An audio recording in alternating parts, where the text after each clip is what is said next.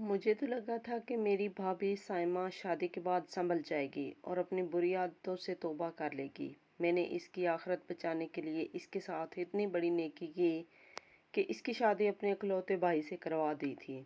और भाई भी वो जो नहायत शरीफ था, नमाज रोज़े का पाबंद था। माँ बाप के मरने के बाद मेरा भाई मेरी हर बात मानता था। इसने आज तक किसी की दिल आज़ारी नहीं की थी। मगर मैंने इसके साथ कितना बुरा किया था। मैंने एक बदकिरदार लड़की के साथ इसकी शादी करवा दी। इस वक्त तो साइमा ने भी मेरे साथ वादा किया था कि वो शादी के बाद सब कुछ छोड़कर सिर्फ मेरे भाई की हो जाएगी। मैं भी कितनी पागल थी जो इसकी बातों पर यकीन कर लिया था।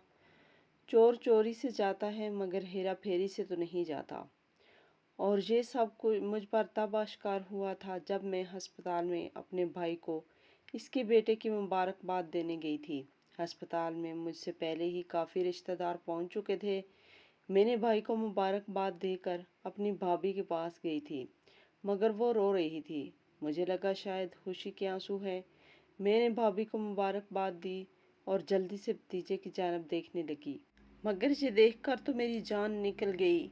वो तो मेरे भाई का बच्चा था ही नहीं। मैं एकदम से साइमा की तरफ मुड़ी और बोली, ये क्या किया तुमने? इसने मेरे सामने हाथ जोड़ दिए और रोते हुए कहने लगी, तुम्हें खुदा का वास्ता है, मेरा घर उजड़ने से बचा लो। मेरे राज को राज ही रहने दो। मुझे मेरे शौहर के सामने बेआबरू मत करना। अगर तुमने सच बता दिया तो मेरी बहुत रुसवाई होगी। साइमा मेरे सामने हाथ जोड़े रोए जा रही थी। मैं गुस्से से फंकार कर बोली, साइमा, मैंने तुमसे वादा किया था कि मैं तुम्हारी शादी से पहले वाले तमाम गुनाहों की पर्दापोशी करूंगी, लेकिन शादी के बाद कोई ऊंच नीच बर्दाश्त नहीं करूंगी। अब तुम अपने बुरे इंजाम के लिए तैयार हो जाओ।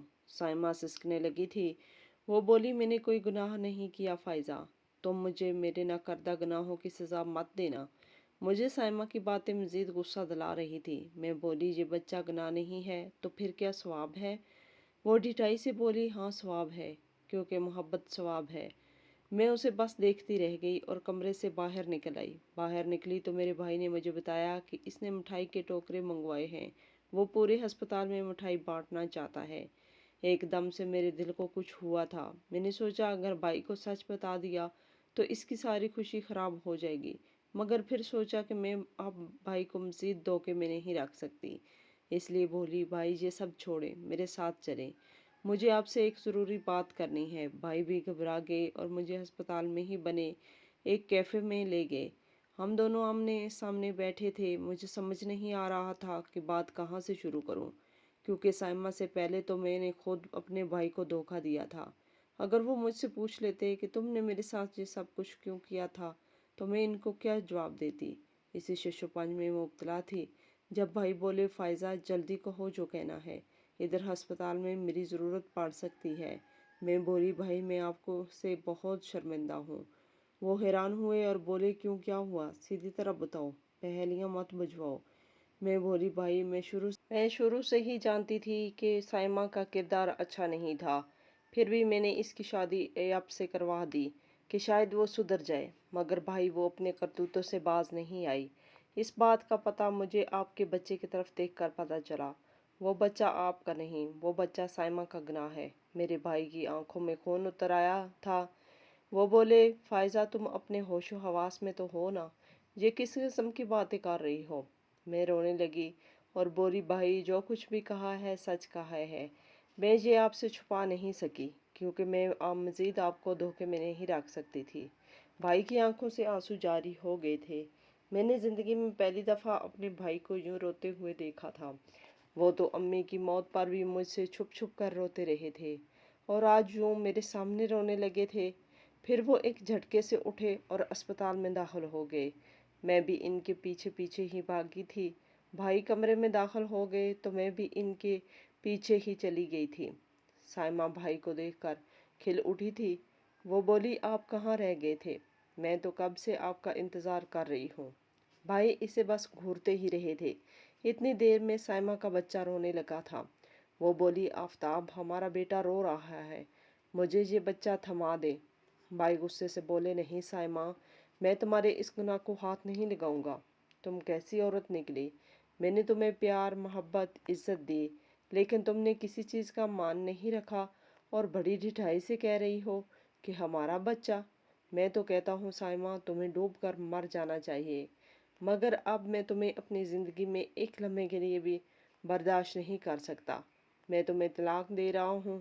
سائمہ جلدی سے بولی، آفتاب، میں آپ کے بغیر بھلا کہاں جاؤں گی؟ میں بے سہارا لڑکی ہوں، آپ ہی میرا واحد سہارا ہے۔ بھائی غصے سے بولے اپنی منحوس زبان سے، تم مجھے اپنا مت کہو، اور ہاں تم بے سہارا نہیں ہو، تم اپنے کسی آشنا کے ساتھ چلی جانا جس کا یہ گناہ ہے، تم نے میرے نام تھوپ دیا ہے۔ سائمہ نے اپنے آنسو پونچھ لیے تھے۔ وہ بولی، آفتاب، آپ اپنی بہن کی باتوں میں آ کر مجھ پر تہمت لگا رہے ہیں۔ آپ جانتے ہیں نا کہ آپ کی بہن بھی انسان ہے، غلطیاں انسانوں سے ہی ہوا کرتی ہیں۔ آپ خود سوچیں، اگر آپ کی بہن کو بھی کوئی غلط فہمی ہو گئی ہو تو آپ غصے میں غلط قدم تو اٹھا لیں گے، مگر آپ کا یہ الزام صرف بہتان ہی نکلا تو آپ کیا کریں گے؟ تب آپ اللہ کو کیا منہ دکھائیں گے؟ کیونکہ مجھے بے آسرا کا آسرا تو صرف اللہ کا ہی ہے۔ آپ میرے ساتھ کی گئی زیادتی کا جواب اللہ کو دینا ہوگا۔ بھائی بولے، بکواس بند کرو اپنی، یہ ڈرامے کسی اور کو دکھانا۔ اللہ صرف تمہارا ہی نہیں ہے، میرا بھی ہے۔ وہ اللہ ہی ہے اور میں اسی اللہ کو حاضر ناظر جان کر تمہیں طلاق دیتا ہوں۔ اب تم میری بیوی نہیں رہی۔ یہ بات سن کر میں ایک دم دہل سی گئی تھی، جبکہ سائمہ چپ چاپ بیٹھی رو رہی تھی۔ بھائی زور سے دروازہ مار کر چلے گئے تو میں بھی ان کے پیچھے ہی چلی گئی تھی۔ بھائی نے اسپتال بل بھی کلیئر نہیں کیے تھے۔ وہ بولے، جس کا بچہ ہے وہ جانے اور سائمہ جانے۔ بات تو سن کر میں ٹھیک ہی تھی۔ خیر ہم گھر آ گئے تھے۔ بھائی بے حد اداس اور پریشان تھے۔ انہوں نے خود کو کمرے میں بند کر لیا تھا۔ میں سارے کام وغیرہ کر کے جب فارغ ہوئی تو اپنے شوہر وقار سے فون کر کے بات کرنے لگی تھی۔ وہ مجھ سے کہہ رہے تھے کہ جلدی سے گھر آ جاؤ، تمہارے بغیر ایک بھی لمحے کے لیے چین نہیں ملتا۔ میں ہنستی تھی۔ میں بولی، میں بھی آپ کو ہر وقت یاد کرتی رہتی ہوں، آپ کے بغیر زندگی پھیکی سی لگتی ہے، لیکن یہاں ایک مسئلہ ہو گیا ہے۔ میں نے اپنے شوہر وقار کو ساری بات بتا دی تھی۔ وہ بھی یہ سن کر کافی پریشان ہو گئے تھے۔ وہ بولے، چلو تم آرام سے اپنے بھائی کے گھر رہو، میں تمہارے بغیر جیسے تیسے کر کے دن کاٹ ہی لوں گا۔ دراصل میری اور وقار کی شادی 7 ماہ قبل ہوئی تھی۔ ہمارا رشتہ ایک دوسرے کے ساتھ بہت اچھا تھا، ایک دوسرے کے ساتھ بہت اچھی انڈرسٹینڈنگ ہو گئی تھی، اسی لیے کمی بہت محسوس ہوتی تھی۔ بھائی سارا سارا دن اپنے کمرے میں ہی رہتے تھے، وہ کہیں آتے جاتے بھی نہیں تھے۔ مجھے ان کی بے حد فکر لگی رہنی تھی کہ کہیں وہ خود کو کوئی نقصان ہی نہ پہنچا دیں۔ میں بھائی سے بات کرنے کی کوشش کرتی تو ان کی آنکھوں میں آنسو آ جاتے اور پھر وہ اٹھ کر میرے پاس سے چلے جاتے۔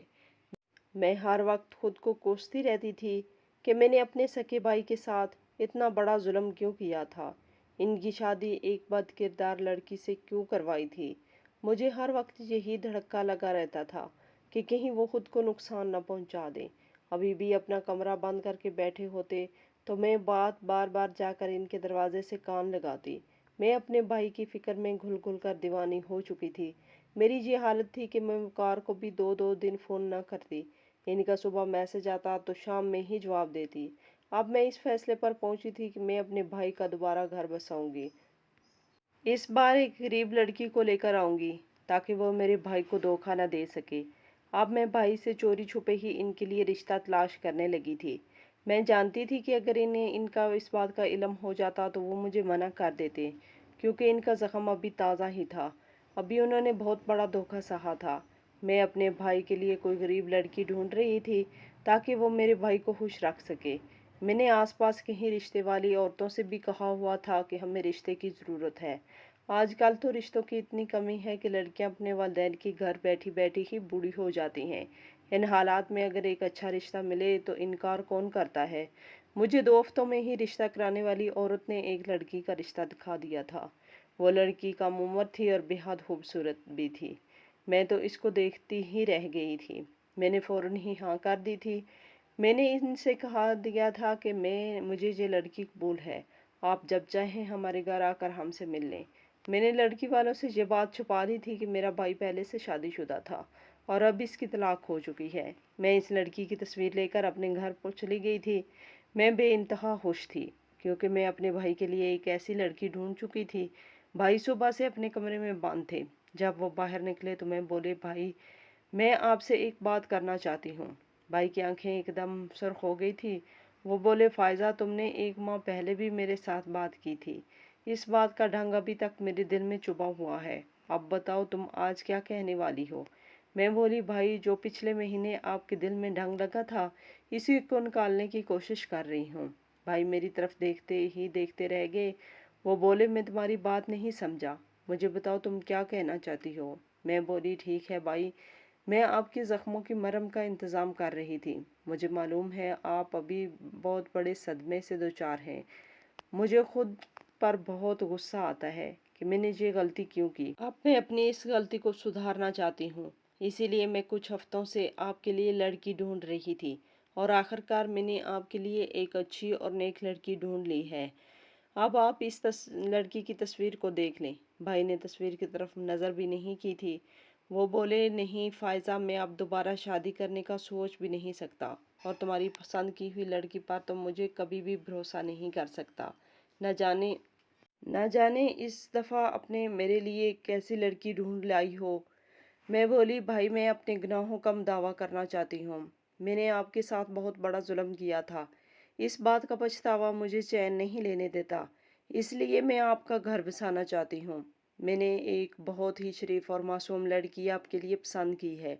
आप खुद सोचे, जब साइमा को पता चलेगा कि आपने दूसरी शादी कर ली है तो वो भी इससे ज़्यादा हसीन और कम उम्र लड़की के साथ, तो इसका दिल जलकर राख हो जाएगा। बेशक अब वो अपने आशिक के साथ रह रही होगी, तब भी इसे आपकी खुशी अंदर से खाती रहेगी। आप खुद को रोग लगा कर बैठे रहेंगे तो वो खुश रहेगी, लेकिन जैसे ही आपको खुशियाँ मिलना शुरू हो जाएंगी तो इसका दिल भी धड़कना शुरू हो जाएगा। भाई मेरी आंखों में देखकर बोले, फायजा तुम सच कह रही हो कि मेरी शादी से साइमा को तकलीफ होगी। मैंने जल्दी से कहा कि हाँ भाई। भाई एकदम से मुस्कुरा उठे थे और कहने लगे कि फायजा, मैं एक बार फिर तुम पर एतबार कर रहा हूँ। मैं लड़की की तस्वीर देखे बगैर ही इससे शादी के लिए रजामंद हूँ। तुम जितनी जल्दी हो सके मेरे निकाह का बंदोबस्त करो। मैं बेहद खुश हो गई थी। मैंने लड़की के वालिदैन को फ़ोन किया और इनसे कहा कि हमें शादी की जल्दी है और जहेज़ के नाम पर हमें माचिस की डिबिया तक नहीं चाहिए। वो गरीब और नादार लोग थे। उन्होंने जब इतनी बड़ी ऑफ़र सुनी तो बोले, आपकी इमानत है, जब मर्ज़ी आकर ले जाए। मैंने 3 दिन के अंदर अंदर सारे इंतज़ामात कर लिए थे। मैं कम उम्र गुड़िया जैसी नायला को अपनी भाभी बना कर ले आई थी। मैंने भाई से कह दिया था कि वो शादी की पहली रात ही अपनी पुरानी शादी का जिक्र लेकर ना बैठ जाएं। लड़कियां इस किस्म की बातें पसंद नहीं करती। भाई ने सर हिला दिया और अपने कमरे में चले गए। मैं बेइंतहा खुश थी।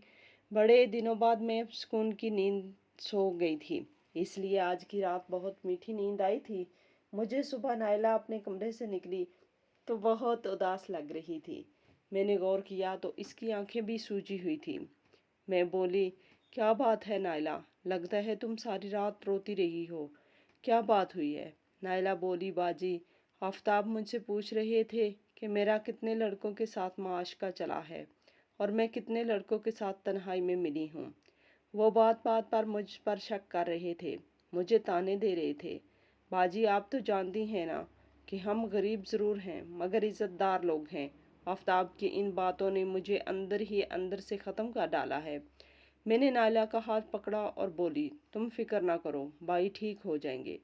तुम तो जानती हो ना, पाकिस्तानी मर्द होते ही ऐसे हैं। तुम सब्र से काम लोगी तो सब कुछ ठीक हो जाएगा। वो खामोश हो गई। मैं अपने कमरे में चली गई थी। मेरा फ़ोन बज रहा था। मैंने मोबाइल उठाकर देखा तो अनजान नंबर था।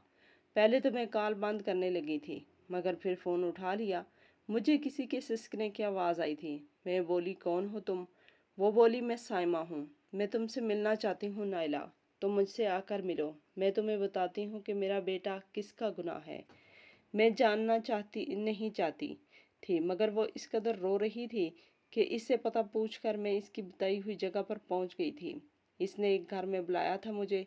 میں جیسے ہی گئی تو اس نے کچھ بھی کہے بنا میرے ہاتھ میں ایک فوٹو البم پکڑا دیا تھا۔ اس میں موجود تصویریں دیکھ کر میں تو غش کھاتی کھاتی بچی تھی، کیونکہ اس میں تو میں اور سائمہ ایک ہی کالج میں پڑھتی تھی۔ اس نے مجھے اپنے خاندان کے متعلق بتایا تھا کہ وہ ایک بوڑھی نانی کے ساتھ رہتی ہیں۔ اس کے والدین انتقال کر چکے تھے۔